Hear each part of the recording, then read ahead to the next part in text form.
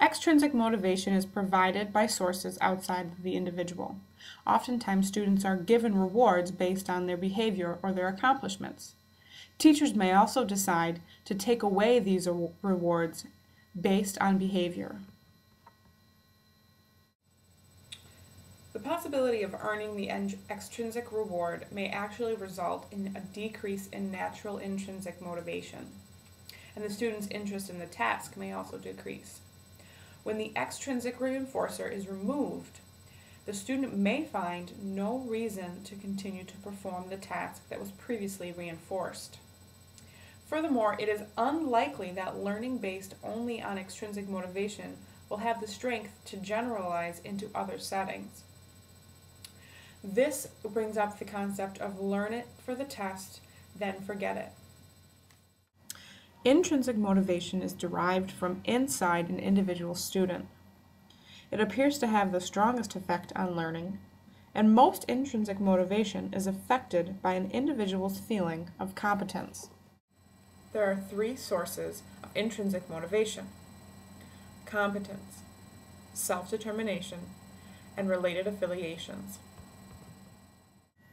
Competence is the ability to complete a task to the best of the individual's ability. In addition to internal sense of accomplishment, achievement also often provides recognition from society, thereby blending intrinsic and extrinsic motivations. A student knowing an answer or a painter painting a picture demonstrates competence because they are both striving to achieve a goal. This goal will be recognized by themselves and their peers. In order to feel self-determined, individuals need a sense of perceived control and autonomy. Individuals can be motivated by the concept of power and control. Students or adults may join in activities because they believe that they will gain power over the circumstance or over others. Some students are motivated by the need for relatedness and affiliations. Friendships make them feel a sense of belongingness. So students may stay with a learning process simply to interact with others.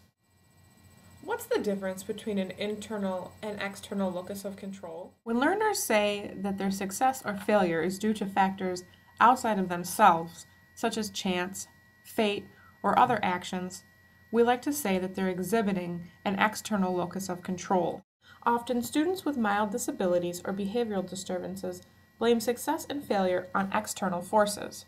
They often don't see their own efforts as reason for outcomes.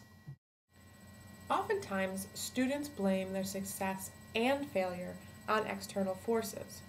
Sometimes, depending on the student, they may blame their success on external forces and their failure on internal forces, or vice versa. External forces can be a number of different things. Sometimes, students blame the time they had, the environment they were in. Students will also blame luck. They'll blame the teacher for liking them or disliking them. External forces can be a number of different things, and it can be dependent on the student. On the other hand, successful learners are more likely to attribute outcomes to their own efforts, a characteristic referred to as internal locus of control.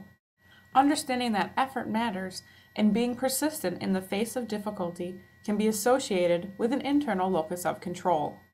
It's common for internal locuses of control to develop as students move into adolescence. Unfortunately, students with mild disabilities tend to remain more externally focused through adolescence. It's important for teachers of students with disabilities to help the students understand that the more effort they put into their work, the better the outcome will be. So let's answer that question. Wait, what was the question again? What's the difference between an internal and external locus of control?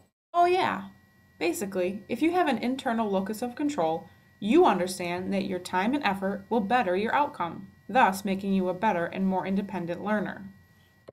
If you have an external locus of control, you tend to demonstrate helplessness and a lack of efficacy. Also, you may tend to avoid tasks that you perceive as out of reach or unproductive. So how does a student's thoughts of success and failure start to affect them in the classroom? When students are continually unsuccessful, they approach tasks thinking of failure already. This leads to a downward spiral of continually lower goals and efforts. Also, students eventually have no desire to learn, which makes them a passive learner in the classroom. A similar but opposite event occurs when students are successful. Students feel competence when they put effort into what they do and are successful. If they see and feel the effort paying off, then they continue to work hard on other tasks.